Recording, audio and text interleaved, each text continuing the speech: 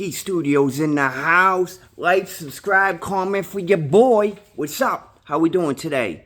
Boom, boom, boom. Who's buying, who's selling? How we doing, all right? Oh, man, what a week, what a day, what a month. You know what I mean? What a year.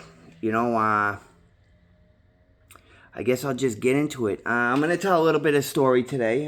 Story of the mean streets of Haverhill, Massachusetts, for you that don't know, right by Lawrence. Trump called it out when he was talking about the drugs being supplied to the whole East Coast all the way up to Maine. But it's kind of about people that have a lot of confidence and think that stuff's one way, and then they realize it's completely flipped over and they didn't realize what was going on. And this is the stuff that drugs and alcohol will lead you. You know what I mean? All right. Back in the day, right? I'm in Middleton, right? I think this is Voc 1. Before it was PC, if you guys know Middleton. But you know, there's a kid, you know, and he's on the block, you know, and he's talking about, oh, this kid set him up, this kid ratted him out. He's telling everybody, you know what I mean? And and come to find out, his co-defendant gets arrested, and because he was on the run. What happened was he was on the run. They didn't get him yet.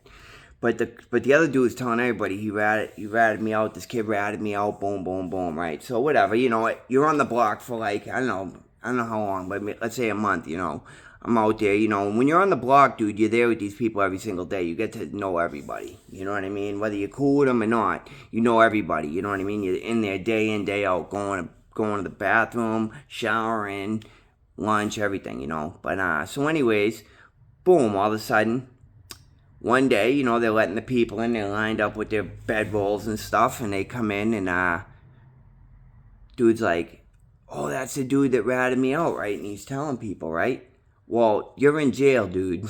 So what do you know, he's just thinking, oh, I'm going to tell people he's going to be checked off. So you know what they said? Check him off. You know what I mean? You don't got the paperwork. Check him off. He's like, oh, well, you know, now he's backtracking. Dude, you could see the look in his face, man. And I'll admit it, bro, I thought it was kind of funny. Because people out there, and they talk a big, bad game, but when all of a sudden the game reaches up and bites you, man, you got to either bite back or you're going to lay down. Get down and lay down. So anyways, you know, now he has to do it. He's ran his mouth to everybody. Dude, you tell one person, they're going to tell you. And if you don't do something, dude, then you know, you can't sit there like acting like the kid's your friend, bro. You just said he ratted you out. So, he's like, hey, I got to talk to you. You know, and he goes to talk to him. And next thing you know, dude's like, the dude, you could see them talking. All of a sudden, the dude's face changes. And he's like, no, come on. And like, obviously, he's telling him to go to the bathroom. The dude goes back to his bunk. and people are like, yo, what's up, man? He's like, dude, he wants me to go into the bathroom to fight him. He's like, bro, you got to fight him. He's like, yeah, but he ratted me out. He's like, dude, you got no paperwork. You got to go in there and you got to fight him. Next thing you know, he went right up to the friggin' desk, bro, right into the office, and he checked out. You know what I mean? Like, next thing you know, you hear everybody going, there's a song that everybody sings. It's like, da-na-na-na, na-na-na-na, eh, goodbye. And the whole block sings it together. And that's when somebody's checking off. And everybody be like, PC, punk, bitch, you know.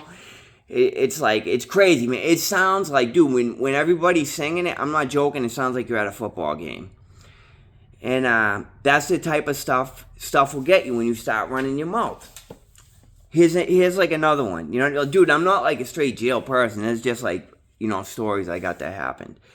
So, you know, a friend was with me, and there was an argument between two kids, and one of the kids called the other kid a bitch. You know what I mean? And when you're in jail, dude, anybody calls anybody that, it's automatic fight. You don't fight, go with the Skinners and Rats. You know what I mean? So the dude, they were arguing. Actually, I think they were playing a game on cards, and the dude threw the wrong card, and he called him a bitch. And they're like, oh, you gotta fight. And the dude didn't want to fight. Actually, both the kids didn't want to fight. And they're like, bro, if you guys don't fight, you're both going to PC. And this one dude's like, you know, he's a little bit, you know, he's probably like my age now. This is a long time ago. he goes, you guys think you're some real bad, bad mother effers. He's like, making two little kids fight. And this kid's like, he goes, you know what? You're right. You in the bathroom. And the dude's like, bro, you open your mouth to like stick up for somebody, you gotta fight. And I'll just say that dude got beat down, and then he checked in. That's why, like, they always tell you, like, don't get in nobody else's business. People will get in people's business, but you know what? You got to be prepared to fight, because that's how it is. You know, you try to stick up for somebody, you try to say anything, you have to stand on that, and you have to be ready to fight for it. Like, that's everything. Like, that's how it is. It sounds like oh, people are like, oh yeah, dude, I wouldn't do. You would do that, because if not, you'd be with the skinners, man. And that's like people that, you know, take advantage of the R word, like a grape you eat. You know what I mean? And here's one that's a shock. Another one that must have been a shock. This kid was my boy, you know, and Skiz, we'll call him Skiz, right? And there was a kid, you know, his girl used to live up in New Hampshire. So, these other kids I used to know, you know what I mean? I was cool with them. I went to some parties and stuff with them. They weren't like my boy or nothing, but I was cool with them.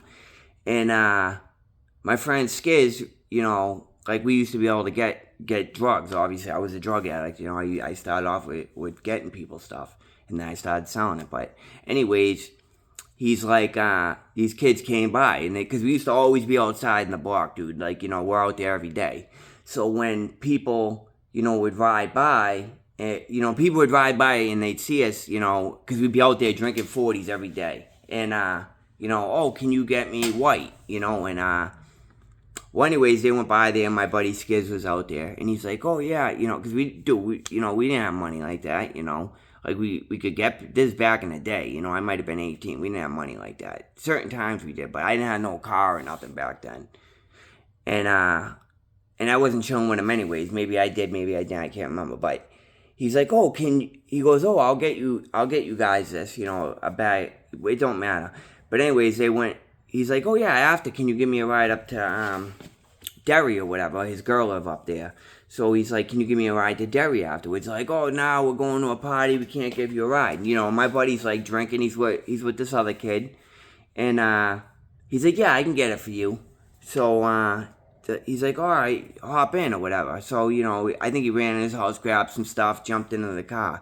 And so anyways, they're like, he's like, all right, yeah, where are we going? And, you know, he leads them down. You know, he's leading them. And like, you know, usually when you get something, it's right in the heart of the city. It's close by, whatever. Well, anyways, he starts leading them somewhere. And the next thing you know, like, they're going down a dirt road. And they're like, man, what's up? He's like, nah, he lives right up here. He's like, all of a sudden he tells them to pull over. And he pulls out a blade, sticks it to the dude's neck. There was two of them. And he was with his buddy. Stuck it to the dude's neck, jacked the car. You know, it sounds messed up, man. It's crazy because I was like this too. You know what I mean? Like, I'm not, but he was my boy. You know what I mean? And if I was there with him, I would have went with him. It's messed up because it is messed up. But like, it's one point in my life. This, like, you're drinking enough. It sounds like a great idea. Yo, we want to ride? Screw it. Let's take the car. He ended up getting the car, went up and seeing his girl, ended up getting into a huge police chase over the whole thing. I can't remember if he got into a crash or not, but it ended up being on the front page of the paper. 2 guys carjack another 2 people. It was like right on the front page. Like, they were definitely shocked.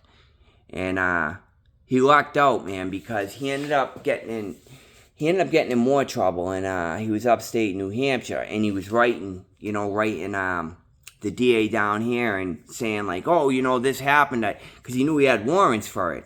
And they kept saying, oh, there's no record of it. There's no record of that case. And so whatever, he ends up wrapping up. I think he did 4 years up there. And he ends up wrapping up. He gets out, and one day, you know, the cops roll by, same place in the street. And the cops roll by, and they ran everybody's name. And they're like, boom, you have a warrant, you know, for a carjacking. And he ended up going to court and telling them, you know, I I wrote you guys. You guys said you had no record of this, and they're like, oh, they're like you didn't do that. Da, da, da. Luckily, he saved the paper. He ended up getting like 2 years probation. Not even with what do they call it? Like probation, where you don't have to go in every month or every week or whatever. I forgot what they call it, dude, but there's a type of probation. You just write a piece of paper and send it in, and like instead of the fee being like $65 a month, I think it's like $45, or it used to be. You know what I mean? This is years ago now, and he ended up pretty much getting off of it. That's why you got to keep your records, man, because sometimes you do stuff and they're supposed to have computers and everything. Because even though this is back in the day, they had computers and stuff back then. That stuff should have been on record. And this is like, I tell these stories and like, I just want to make sure that like, I might smile, I might laugh or joke on some of this stuff, but like, at the time, the stuff seemed fun. And, like I like saying, the devil, my buddy actually tells me this all the time, the devil is a liar. And, the reason why is because when you start off doing this stuff, like whether it's drugs, crime, whatever, the first times go great. Most people you do stuff multiple times before you get caught. Before I got caught drinking and driving, I must have drove hundreds, maybe even 1,000 times. You know what I mean? And before I ever got caught. So, if you do it the first time, like the first time you ever do white and you sniff a line and all of a sudden, you're getting arrested or you overdose, you're probably not going to do that again. But the thing is that isn't what happens. The first time you do it, it goes great. Everything was awesome. You had the best night of your life. You had the most energy, the most fun you could have ever had. You know what I mean? You're hooking up with girls. You got money. You could go for days and you don't feel tired. But is it weird? The crimes. You're getting money. You're doing whatever you want. You got cars. You got everything. But what ends up happening, that's why it's the devil is a liar. Because at the beginning, it seems like it's great. And then as time goes on, next thing you know, you're getting arrested. Now you're on probation. Now you're on drug testing. The first time I was on drug testing, that's when I actually, I knew that, the first time I drank, I knew I was an alcoholic. Most of the people say that they didn't know for a long time, but I knew just because I felt way too good. I'm like, I want to do this every day. But as it goes on, it starts to, negative consequences start happening. You start having hangovers. You start getting arrested. And like I was saying, when you end up on probation, you end up on drug testing.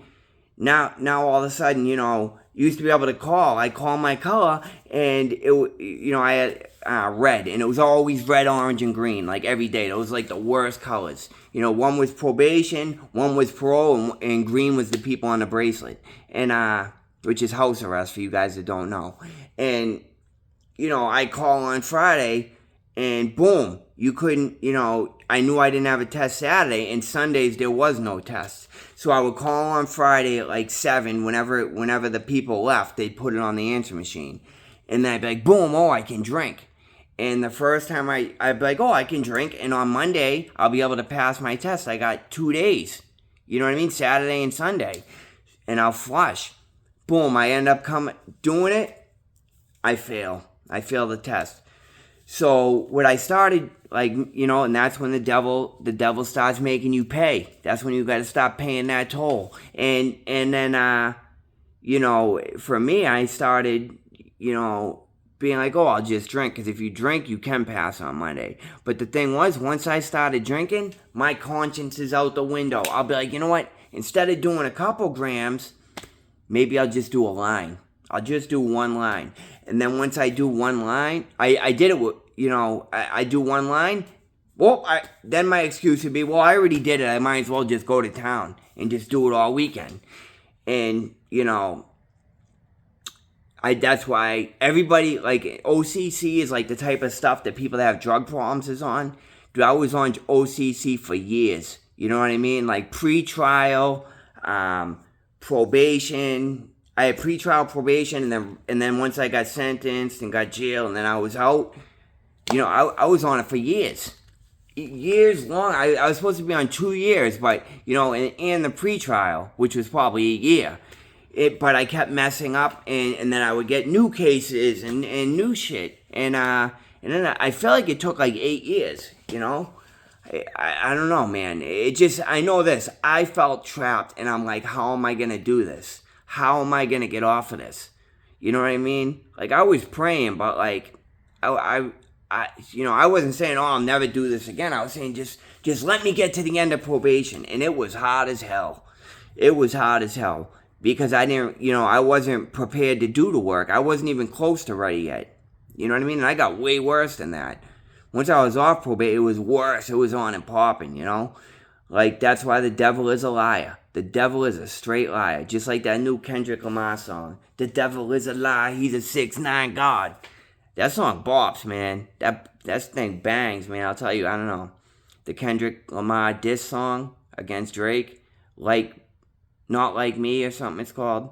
Not Like Me. I can't remember, but it's pretty good, man. It's a banger.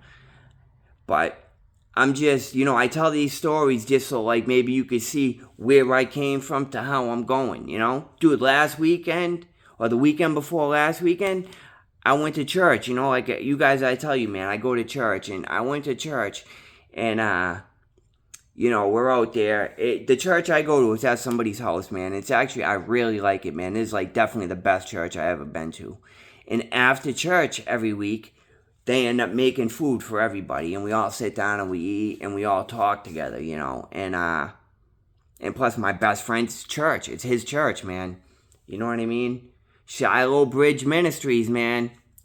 It's a good church, it really is. But and once they get the building, obviously everybody's welcome to come, It's got me there, it's got my boy there, and he's had problems in his life. Not the same type of problems, but he's definitely been arrested and stuff. And but you could change your life. You could change your life. And I'll tell you this, like I always say, man, I ain't the happiest every single day, but I'm the happiest and have the best positive attitude I ever had in my life. You know what I mean? Like, ever. So, if there's hope for me with all the negative stuff I did, there's definitely hope for you. And if you did stuff worse than me, dude, there's stuff that's even worse that I don't even bring up. You know what I mean? I don't bring up. I don't know if I'll ever be able to tell anybody about it, but I probably will. Like, my man, my best friend, I'll be able to tell him. But, some of it's embarrassing. But, I tell you guys a lot more than I tell, like, a lot of my friends. But I know, like, my friends listen to this, too, so they probably know anyway. But whatever, you know what I mean? There is hope for you out there. So, just stay positive. I'll tell you this. If you're out there and you're doing messed up stuff, at least start with praying. Once you start praying, you stop repeating the positive, the negative things that you want to get away from and what you want to accomplish in your life. 1, you're conveying your thoughts to God. 2, you're repeating them in your head that starts to get you to believe them. You know what I mean? So there's hope for you out there. I'm here telling you there's hope for you. Like, subscribe, comment, support your man. I support you, and we'll both support God. Peace, love, chicken grease.